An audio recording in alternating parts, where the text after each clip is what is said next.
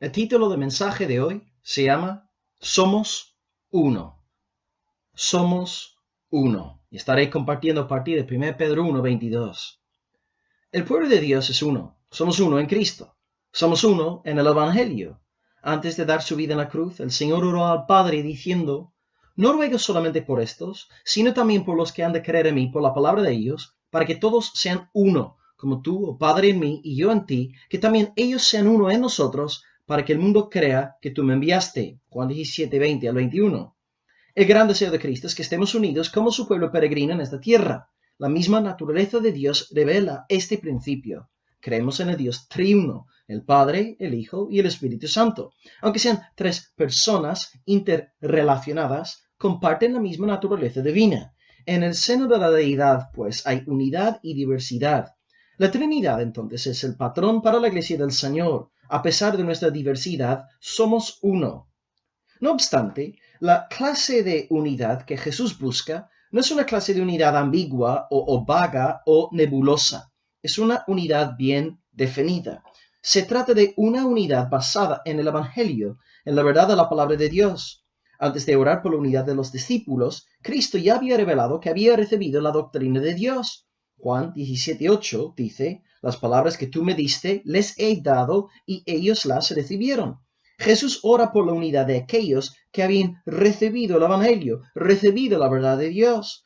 Jesús entonces, en su oración por la unidad, en Juan 17:20-21, presupone que aquellos que han de entrar en unidad crean el Evangelio, crean la verdad de Dios, en Juan 17:8. Con esta observación en mente, vamos a abrir la Biblia en 1 Pedro 1, versículo 22. Dice lo siguiente: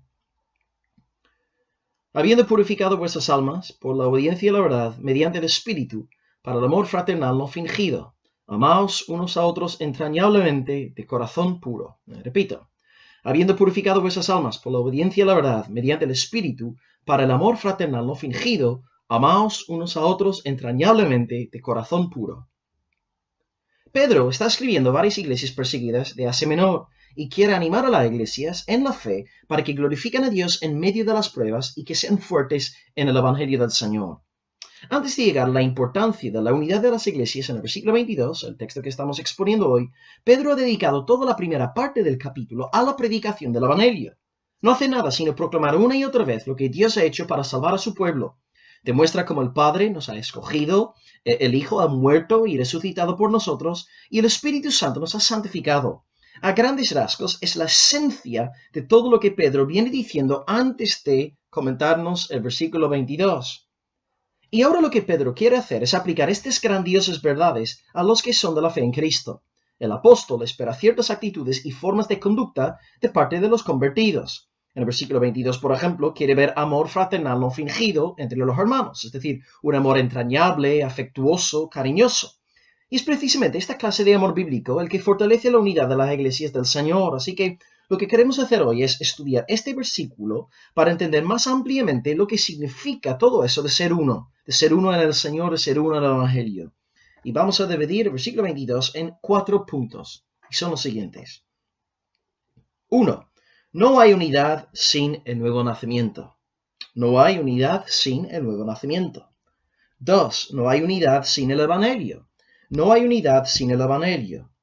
3. No hay unidad sin el amor. No hay unidad sin el amor. Y número 4. No hay unidad sin el corazón puro. No hay unidad sin el corazón puro. Así que repito rápidamente. 1. No hay unidad sin el nuevo nacimiento. 2. No hay unidad sin el Evangelio. 3. No hay unidad sin el amor. Y 4. No hay unidad sin el corazón puro. Muy bien. Empezamos con el primer punto. No hay unidad sin el nuevo nacimiento. Empieza el versículo 22 afirmando lo siguiente: habiendo purificado vuestras almas. Habiendo purificado vuestras almas. Bien. Antes de animar a los hermanos a amarse unos a otros, Pedro presupone que hayan nacido de nuevo. El apóstol sabe que está escribiendo a personas verdaderamente convertidas. Y pues en esta primera frase del versículo alude a la purificación del alma. Los que recibieron esta carta tenían el alma purificada. Claro, en la Biblia hay una clara diferencia entre aquellos que tienen el alma purificada y aquellos que la tienen corrompida y esclavizada al pecado. No se pueden entender porque están en dos reinos diferentes y tienen inclinaciones distintas en sus corazones. El deseo del hijo del diablo es hacer lo que él le da la gana, mientras que el hijo de Dios se deleita en la voluntad del Señor. Y de hecho, más adelante en la carta, Pedro va a explicar que los que son del mundo no pueden entender a los verdaderos cristianos. En 1 Pedro 4:4, Pedro dice que a los incrédulos les parece cosa extraña que vosotros, los creyentes, no corráis con ellos en el mismo desenfreno de disolución y os ultrajan, es decir, os persiguen. Antes, hermanos, os entregasteis a la lujuria, a la codicia, a toda especie de pecado. Pero ahora no lo hacéis, y los no convertidos no son capaces de entenderos y por eso se meten con vosotros, insultándoos, llamándoos de todo. Son dos estados de mente, dos mentalidades completamente contrarios. El incrédulo no puede entender la razón por la que el cristiano ya no quiere andar en tinieblas y por lo tanto se ve obligado a burlarse de él y a menospreciarle. Y toda la Biblia pues da testimonio de esta cruel realidad. Los hijos de la carne siempre perseguirán a los que son del Espíritu. Caín se opone a Abel. Ismael se opone a Isaac. Porque todo aquel que hace lo malo aborrece la luz y no viene a la luz. Juan 3, versículo 20. La gran diferencia entonces entre las personas del mundo y la gente cristiana es que los discípulos del Señor tienen el alma purificada. Ahora bien, ¿cuándo es purificada el alma del cristiano?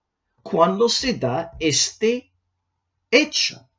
¿Y cómo se hace esta transición entre las tinieblas y la luz? Pues la respuesta reside en el nuevo nacimiento, la regeneración. Esto es, cuando Dios transforma el corazón del pecador por el poder del Espíritu Santo. Como dice el versículo 2 de 1 de Pedro 1, Dios lo hizo en santificación del Espíritu. Ahora bien, el nuevo nacimiento es una obra secreta, es misteriosa, es una obra de Dios que tú y yo no podemos ver. Jesús mismo enseñó a Nicodemo, el viento sopla de donde quiere y oyes su sonido, mas ni sabes de dónde viene ni a dónde va, así es todo aquel que es nacido del Espíritu. Juan 3:8. Así que, ¿cómo podemos saber si de verdad hemos nacido de nuevo o no? ¿Cómo podemos saber si hemos experimentado este cambio, este traslado de las tinieblas a la luz? Pues lo sabremos por los efectos que la regeneración, el nuevo nacimiento, produce en nuestro corazón. Cuando Dios transforma el corazón de una persona, el resultado es conversión. Y la conversión bíblica conlleva dos elementos. 1, fe. 2, arrepentimiento.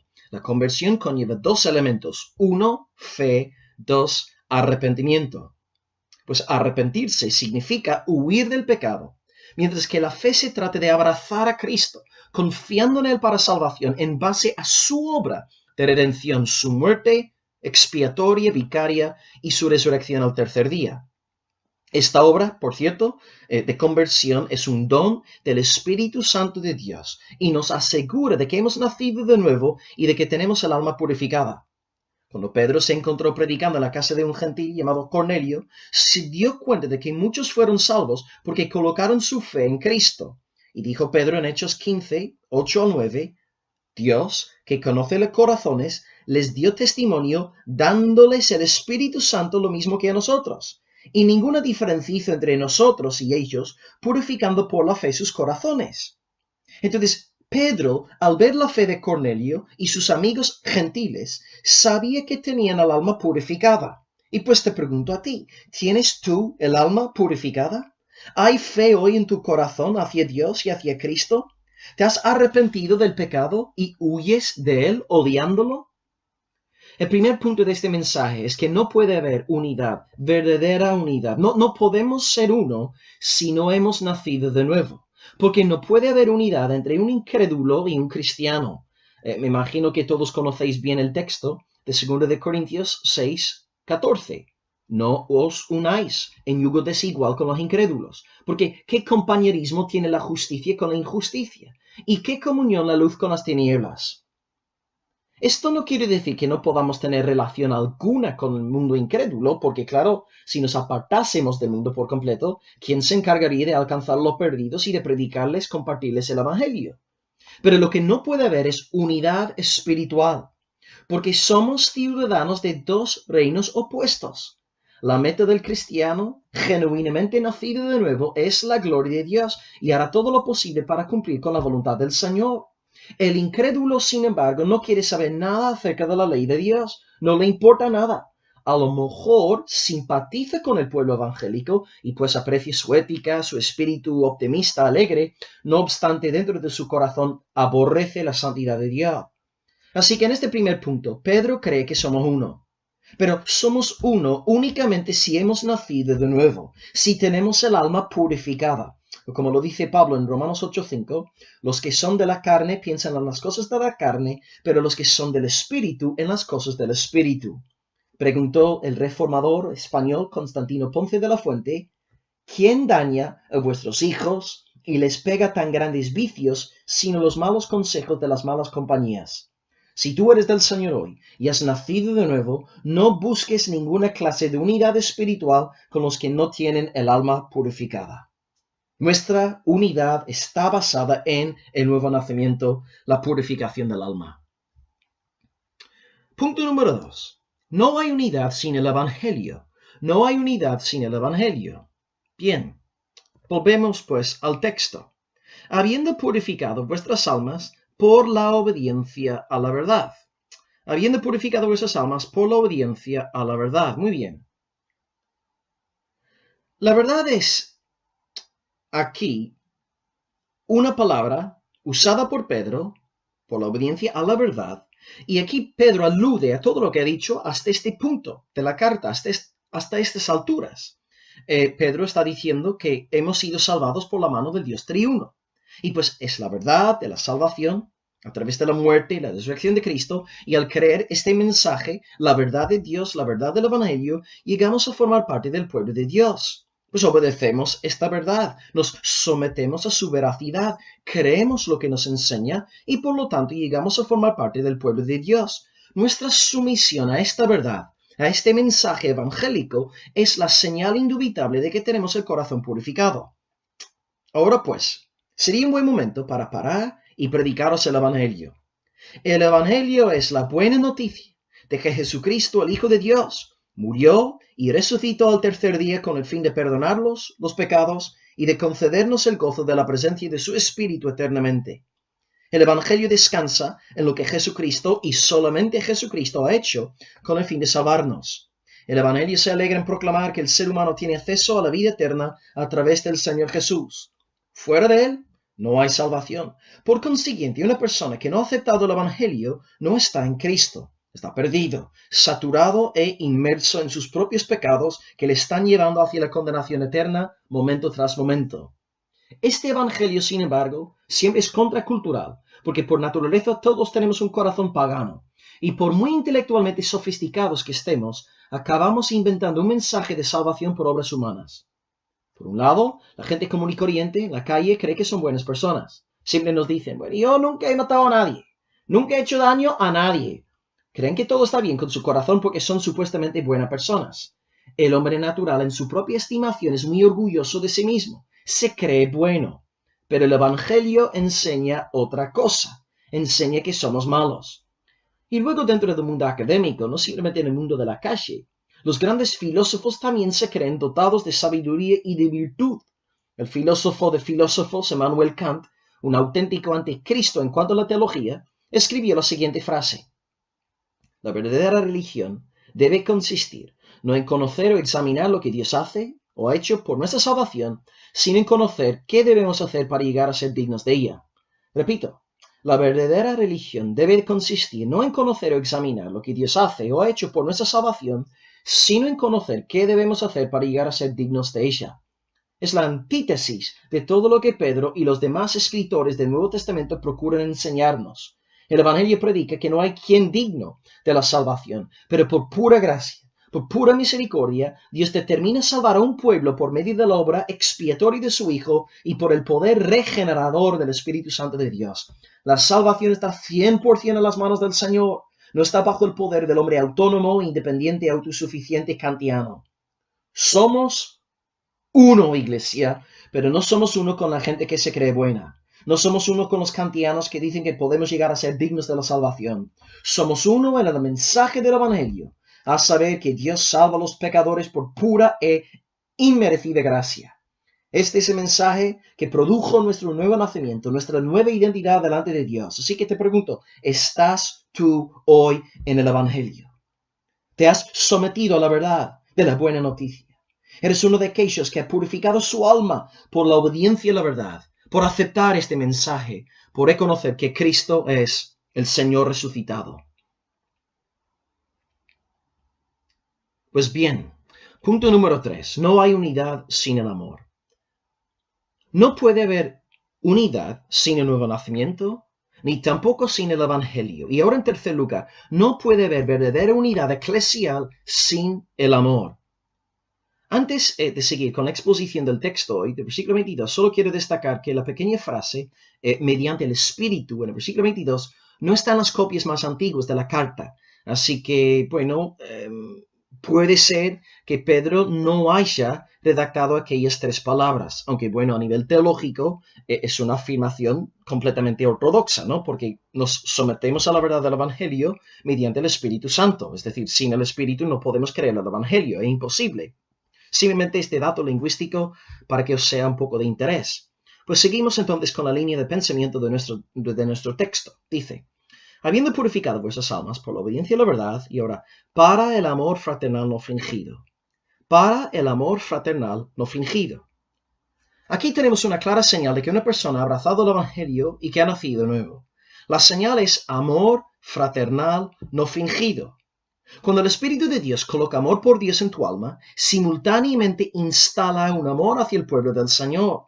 De la misma forma que amas a tu familia biológica, hay un gran afecto por tu nueva familia espiritual en Jesucristo. Es un amor genuino que procura el bien de los hermanos. Me imagino que estarás algo familiarizado con el gran pasaje sobre el amor cristiano en 1 Corintios 13, del 4 al 7. Pablo dice, el amor es sufrido, es benigno, el amor no tiene envidia, el amor no es jactancioso, no se envanece, no hace nada indebido, no busca lo suyo, no se irrita, no guarda rencor, no se goza de la injusticia, mas se goza de la verdad, todo lo sufre, todo lo cree, todo lo espera, todo lo soporta. El amor, pues, es buscar el bien y la edificación del hermano. No es un sentimiento egocéntrico que usa a las personas de la iglesia con un fin perverso. Hay personas que solamente van a la iglesia por beneficio propio y se aprovechan de los hermanos para conseguir cosas gratis. No aman a la iglesia. Simplemente están sirviendo sus propios intereses. Es egoísmo puro y duro, es individualismo. Todos sabemos que el narcisista solamente ama a sí mismo. Pedro dice entonces que el que es nacido de nuevo tiene un amor fraternal no fingido. Entonces, si hay tal cosa como un amor no fingido, hay algo llamado amor fingido también. Así que el amor cristiano no es un amor falso o disfrazado. Además de las personas que únicamente quieren salirse con la suya y, bueno, utilizan a la iglesia para sus propios fines egocéntricos, hay otra gente que está en la iglesia por razones que no sean el amor no fingido. Por ejemplo, entre muchos grupos de jóvenes, hay chavales en la iglesia que están ahí porque están enamorados de una chica. Quieren conquistarla y, bueno, viceversa. No aman al Señor, no aman al pueblo de Dios, todo lo que quieren es ligarse. Luego hay otros, y esta tentación es aún más sutil, y todo lo que quieren es estar en la plataforma. Claro, en el pasado a lo mejor esta tentación se aplicaba solamente a los predicadores, pero hoy con el boom de la música en la iglesia, hay muchos que quieren exhibir sus talentos en público durante el tiempo de la alabanza. Es muy triste ver cómo algunos guitarristas y bateristas ni siquiera cantan la letra de las canciones mientras están supuestamente adorando al Señor. Antes de dar paso a la gente, tenemos que asegurarnos de que tienen un amor no fingido. Están dispuestos a servir a Dios en el anonimato. Se animan a lavar los pies a los hermanos. Se apuntan para limpiar el local de la iglesia, llevar una abuela a hacer las compras, o lo que sea, donde nadie los va a ver. Un problema es que en muchos círculos evangélicos estamos dando prominencia a personas que no conocen lo que es el amor no fingido. Podríamos multiplicar los ejemplos, pero yo te animo a examinar hoy tu corazón para ver si de verdad hay en ti un amor no fingido. Los creyentes somos unos en este amor. Y Pedro expande la definición de este amor no fingido cuando pone en el versículo 22 un mandamiento. Amaos unos a otros entrañablemente. Entrañablemente significa afectuosamente, íntimamente, cariñosamente.